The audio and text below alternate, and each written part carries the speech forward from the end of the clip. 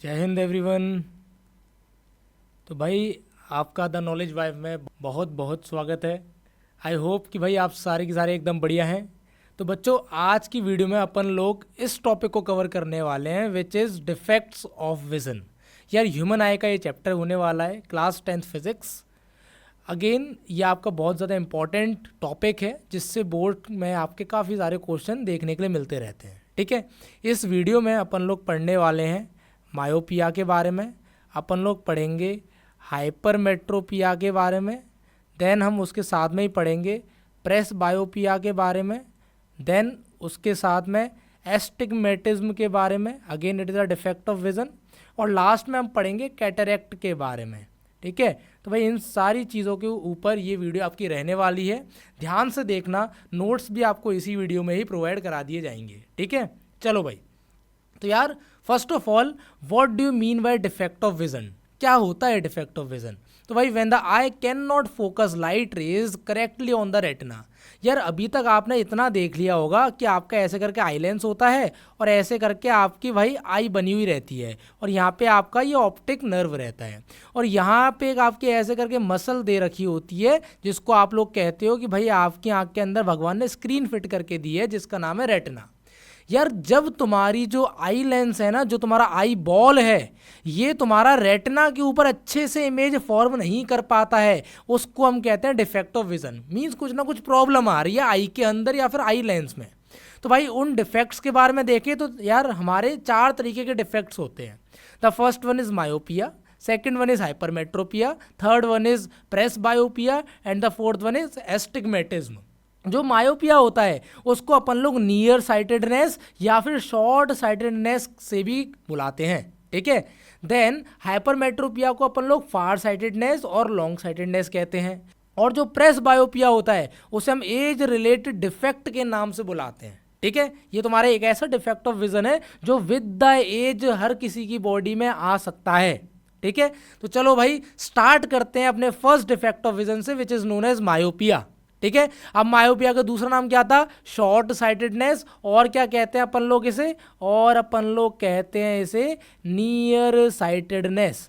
ठीक है, अब इसके अंदर होता क्या है कि भाई इसके अंदर जो तुम्हारा पर्सन है ना, वो दूर के ऑब्जेक्ट को, डिस्टेंट मतलब होता है दूर के ऑब्जेक्ट को, फार ऑब्जेक्ट्स को, दूर के ऑब्जेक्ट्स को अच्छे से नहीं देख पाता है, लेकिन जो उसके पास रखे हुए ऑब्जेक्ट होते हैं उन्हें बड़ी आसानी से देख लेता है। यार अपन ने सुना है ये चीज़ कि जब अपन लोग 25, 30, 35 के होने पे आ जाते हैं तो यार हमें ना दूर का हल्का हल्का दिखना, थोड़ा ब्लर जैसा दिखना स्टार्ट हो जाता है। तो आप लोग कहते हो ना कि मम्मी मेरी नज़र वीक हो गई है, मेरा चश्मा बनवा दो। तो उस टाइम पे क्या होता है, जब आपको दूर का ना हल्का हल्का ब्लर दिखना स्टार्ट हो जाए तो समझ जाओ कि भैया आपकी आई के अंदर मायोपिया डिफेक्ट का स्टार्टिंग हो चुका है। ठीक है, तो भाई आपको दूर का बहुत ब्लर दिखेगा और पास का बहुत अच्छे से क्लियर दिखेगा जैसे नॉर्मल विजन में दिखता है। ठीक है, then the far point of an eye suffering from myopia is less than infinity.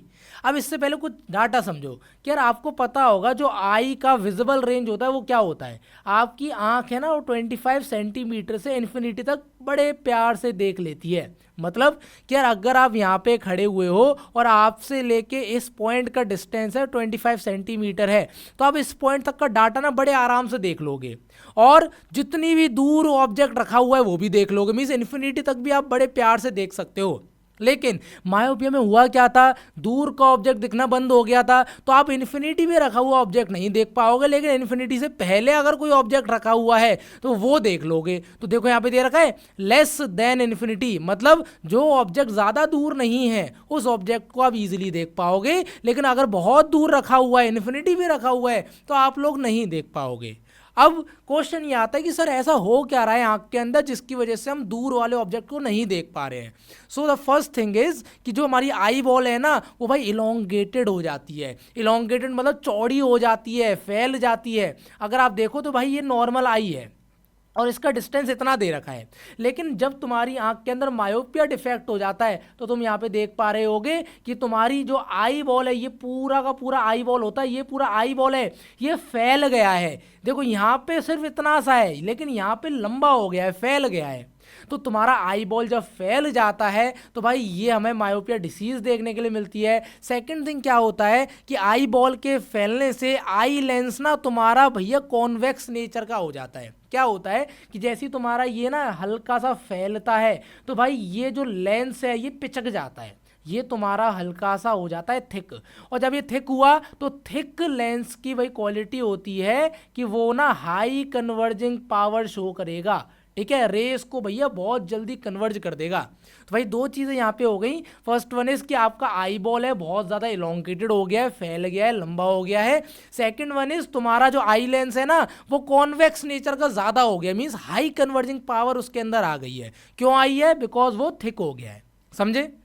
Then यार यहाँ पे देखो कि अगर मैंने अपना ऑब्जेक्ट यहाँ पे इन्फिनिटी पे रखा हुआ है तो इन्फिनिटी से जब रेज आती हैं तो आपने भैया रिफ्रैक्शन में ये पढ़ा है कि कॉन्वेक्स लेंस कन्वर्ज कर देता है। लेकिन अभी देख के आए कि ये कॉन्वेक्स लेंस क्या हो जाएगा, इसका भैया हाई कन्वर्जिंग पावर हो जाएगा, मींस बहुत जल्दी रेस को बेंड कर देगा। अब इसने इतनी जल्दी कन्वर्ज कर दिया कि भैया रेटिना तक तो आपकी रेस पहुंच ही नहीं पाई, आपकी जो इमेज थी वो तो पहले ही बन गई। तो भाई क्या आपको दिखाई देने वाला है? आप कहोगे नहीं सर, जो रेटिना होता है ना, रेटिना के ऊपर जब इमेज बनती है तो रेटिना ही ऑप्टिक नर्व तक इंफॉर्मेशन पहुंचाता है और देन उसके बाद वो इंफॉर्मेशन आपके ब्रेन में जाती है। देन हम देख पाते हैं कि हमने भाई हमारे सामने कौन ऑब्जेक्ट है या फिर कौन खड़ा हुआ है।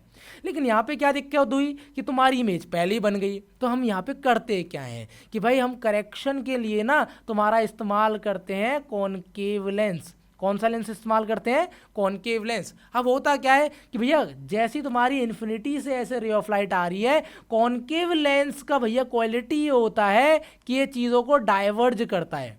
तो भाई तुम्हारी रे ऑफ लाइट पहले डाइवर्ज हो गई दोनों, देन उसके बाद भैया इसने फटाफट से कन्वर्ज कर दी और देन ये रेटिना पे जाके तुम्हारी इमेज बन गई। और जब रेटिना पे जाके इमेज बन जाएगी तो आप देख पाओगे ना कि भैया इन्फिनिटी पे कौन है कौन नहीं है, ठीक है। तो भाई जब भी हम करेक्शन ऑफ मायोपिया बात करेंगे तो भाई अपन लोग कॉनकेव लेंस का इस्तेमाल करने वाले हैं, बिकॉज ये करता है चीज़ों को डाइवर्ज। तुम्हारा मायोपिक आई कर रही थी हाई कन्वर्ज, है ना, चीज़ों को भैया बहुत जल्दी कन्वर्ज कर दी रही थी। लेकिन हमने क्या किया, साथ में भैया डाइवर्जिंग लेंस लगा दिया और डाइवर्जिंग लेंस में क्या किया, चीज़ों को न्यूट्रल कर दिया और देन तुम्हारी भैया रेटिना पर जाकर इमेज बन गई। तो भाई it diverges the incoming light rays so that after refraction by the eye lens the image forms on the retina.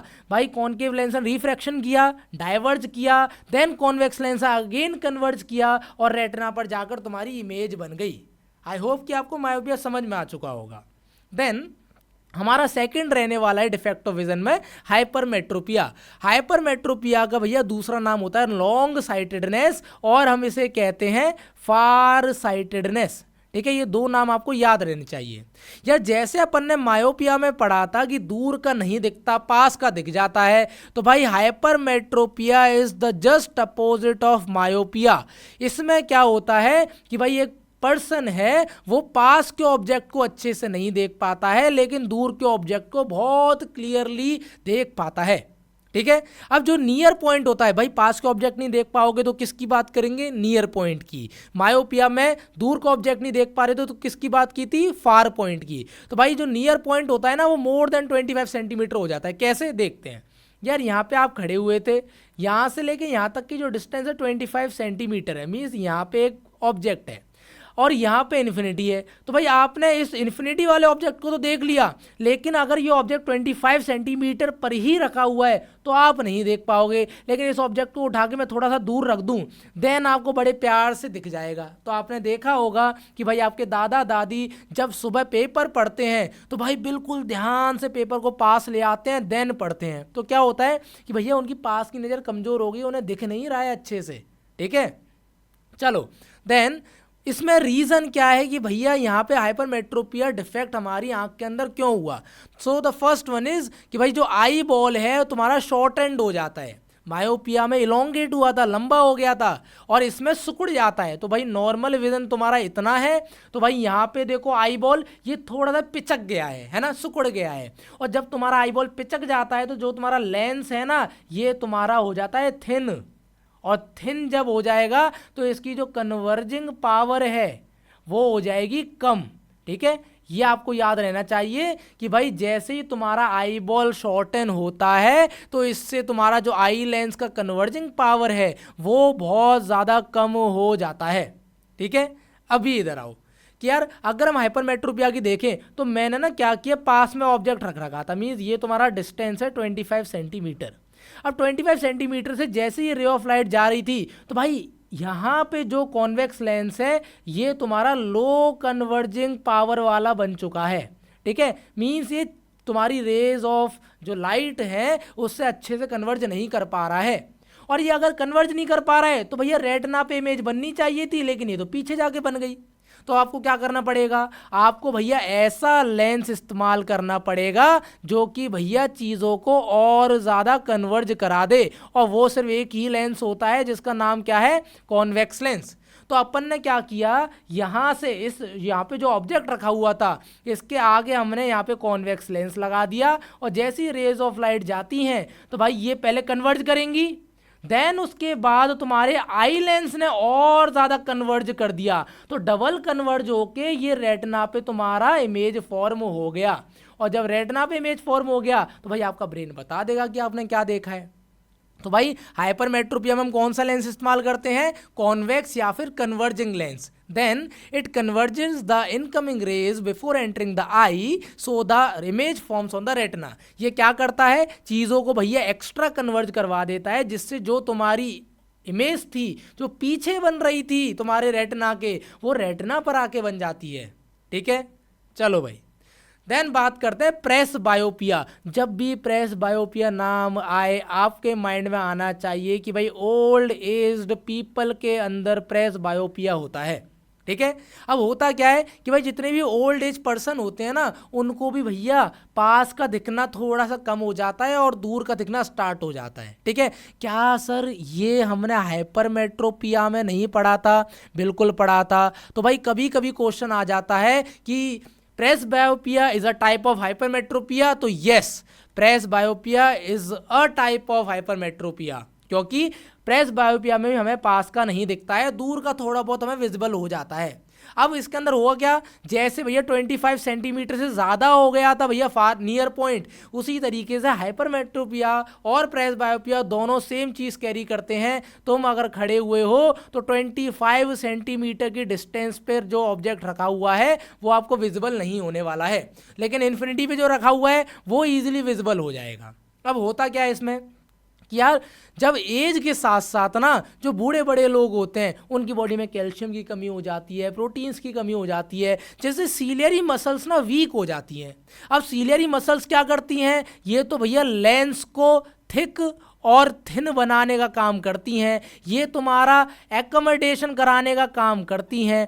अब जैसे ही सीलियरी मसल्स वीक हो गई हैं तो क्या एकोमोडेशन होगा? आप कहोगे सर बिल्कुल नहीं होगा। तो भाई लेंस ना अपनी फ्लेक्सिबिलिटी खो देता है, ये थिकनेस और जो थिननेस अपनी शो करता है वो खो देता है।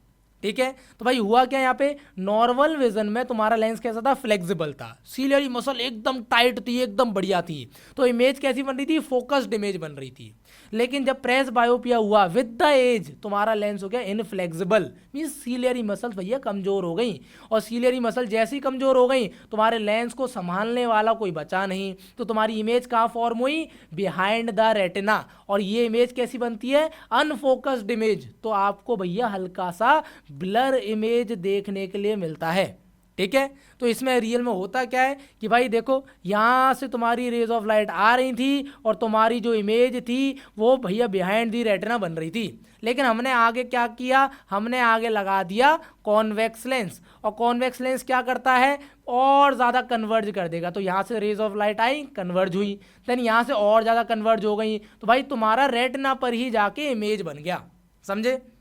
तो भाई अगर प्रेस बायोपिया में आपको नियर ऑब्जेक्ट नहीं दिख रहे हैं तो आप किसका इस्तेमाल करोगे, कॉन्वेक्स लेंस का इस्तेमाल करोगे, सेम लाइक हाइपरमेट्रोपिया। लेकिन भैया कभी कभार हो जाता है कि भाई विद द एज आपको दूर के ऑब्जेक्ट भी नहीं दिखते हैं, तो आप क्या करोगे, आप करोगे कॉनकेव लेंस का इस्तेमाल। अब आपके मन में आ रहा होगा सर बुढ़ापे में तो सर ऐसा भी हो जाता है ना सर कि पास का भी नहीं दिख रहा सर, दूर का भी नहीं दिख रहा, तो सर उस टाइम पे क्या करते हैं, तो बच्चा उस टाइम पे इस्तेमाल करते हैं हम लोग बायफोकल लेंस। अब बायफोकल लेंस होते कैसे हैं, जैसे भैया आपका ये चश्मा है, ठीक है, तो चश्मे में अगर आपने गौर किया हो बूढ़े बड़े लोगों के, तो भाई ऐसे करके ना एक तुम्हारा अलग से शेप बना हुआ होता है, ठीक है। तो भाई जो ये ऊपर वाला रीजन है ना, ये वाला रीजन यहाँ पे लगता है तुम्हारा कॉनकेव लेंस, ठीक है, जिससे आप दूर का देख सकते हो। और जो ये वाला रीजन होता है यहाँ पे लगता है आपका कॉन्वेक्स लेंस। मतलब दोनों लेंस एक ही चश्मे में लग जाते हैं, जिससे पास का और दूर का दोनों का एक साथ विजिबल हो जाए, ठीक है। तो भाई प्रेस बायोपिया इस तरीके का आपका डिफेक्ट ऑफ विजन होता है। देन हमारा फोर्थ डिफेक्ट ऑफ विजन था एस्टिग्मेटिज्म। एस्टिग्मेटिज्म ना बच्चा ये भी तुम्हारा कहीं ना कहीं हाइपरमेट्रोपिया जैसा ही होता है, ठीक है, लेकिन बहुत पिद्दी सा डिफरेंस है। अब पिद्दी सा डिफरेंस क्या है, ध्यान रखना कि जो तुम्हारा कॉर्निया और लेंस होता है ना, इनका जो सरफेस है वो कर्व्ड हो जाता है ना। जैसे कि भाई यहाँ पे तुम्हारा ये कॉर्निया था, देन तुम्हारा ये लेंस था। अब लेंस विद द एज क्या होता है, धीरे धीरे धीरे धीरे भैया हल्का हल्का खराब होता जाता है। तो भाई यहाँ पे जो उसका एरिया था, जो उसका सरफेस था, वो कर्व्ड हो गया, ठीक है। जैसे आप रात को देखते हो ना मोबाइल, लेट के देखते हो, तो भाई लेट के देखने से ना मोबाइल जो आपका लेंस होता है वो कर्व्ड हो जाता है, ठीक है। तो भाई तभी आपको दिक्कतें आना स्टार्ट हो जाती हैं, आपको भाई जो आपका विजन है हल्का हल्का खराब होना स्टार्ट हो जाता है, आपको ब्लर्ड विजन हो जाता है आपका, समझे इस चीज़ को। तो भाई यहाँ पे देखो ये विजन कितना क्लियर दिख रहा होगा आपको, लेकिन जब नीचे वाला विजन देखते हो तो ये हल्का सा ब्लर दिख रहा होगा। सिर्फ यही अंतर है आपका नॉर्मल विजन के अंदर और एस्टिग्मेटिज्म के अंदर। अब होता क्या है रियल में समझो कि यार जब आपका नॉर्मल विजन में आई लेंस और कॉर्निया एकदम बढ़िया है, तो आपकी भाई इमेज बनेगी रेटिना के ऊपर, और रेटिना के ऊपर जैसी इमेज बनी आपको मस्त अच्छे से फोकसफुल इमेज दिखी। लेकिन जब आपका जो कॉर्निया है और लेंस है ये दोनों की दोनों कर्व्ड हो गए, तो कर्व्ड होने के टाइम पे ना आपके रेटिना पर भैया काफ़ी सारी इमेज आपको देखने के लिए मिलती हैं, कभी यहाँ बनेगी कभी यहाँ बनेगी। तो क्या ये बताओ मुझे कि जब इतनी सारी इमेज बनेगी तो क्या फोकस कर पाओगे? आप कहोगे सर हम तो भैया सर बिल्कुल फोकस नहीं कर पाएंगे। तो जब आप फोकस नहीं कर पाते हो तो उसी टाइम पे कैसी इमेज बन जाती है? ब्लर्ड इमेज बन जाती है। मीन्स कर्व्ड होने से न्यूमरस इमेजेस बनी रेटिना पे, जिसकी वजह से हम पता नहीं लगा पाए कि भैया हमारी करेक्ट इमेज कौन सी है, और हमें मिक्सचर ऑफ इमेजेस दिखने लग जाती हैं, जिससे हमारा विजन ब्लर्ड हो जाता है, ठीक है। और एस्टिग्मेटिज्म को सही करने के लिए सिलेंड्रिकल लेंस का इस्तेमाल किया जाता है। अब तुम ये मत कहना सर कि सिलेंड्रिकल लेंस कॉन्वेक्स और कॉनकेव होता है, नहीं, वो तुम्हारे स्फेरिकल लेंसेज होते हैं, ठीक है। कॉनकेव और कॉन्वेक्स तुम्हारा ना स्फेरिकल लेंसेज होते हैं, और सिलेंड्रिकल लेंसेज जैसे हम बात करें कि भैया ये तुम्हारा सिलेंडर है, ठीक है, तो इसमें से तुम इतना रीजन काट के उसका लेंस बना दो, ठीक है, वो होगा सिलेंड्रिकल लेंसेज। और ये अगर स्फेयर है इसमें से तुमने काट के लेंस बना दिया तो कॉनकेव और कॉन्वेक्स बनते हैं, ठीक है भाई। देन तुम्हारा भाई कैटरेक्ट, ये तुम्हारा डिफेक्ट ऑफ विजन के अंदर नहीं आता है, लेकिन ये विद द एज होता है, ठीक है, ये भी आप एज के साथ ही याद रखोगे। आपने सुना होगा भाई मोतियाबिंद, है ना, कि भाई लोगों को मोतियाबिंद हो जाता है, तो भाई सेम इंग्लिश में उसे कैटरेक्ट कहते हैं। इसमें होता क्या है कि भाई आप यहाँ पे देख पा रहे हो ये वाला लेंस ये वाइट है, और ये वाला लेंस देखो कितना क्लीन है। तो भाई विद द एज आपका लेंस के ऊपर हल्का हल्का ना क्लाउडी ऐसा लेयर जमता जाता है, और जब क्लाउडी लेयर जम जाएगी तो भाई आपका जो विजन होगा वो हो जाएगा ब्लर्ड। अब करे क्या भाई, अगर आपको अपनी आंखों को सही कराना है तो आप क्या कर सकते हो भाई, जैसे आपकी आंख है इसके और वाइड ऐसे कवरिंग जम गई है, तो भाई इस चीज़ के लिए ना आपको हमेशा सर्जरी करानी पड़ती है।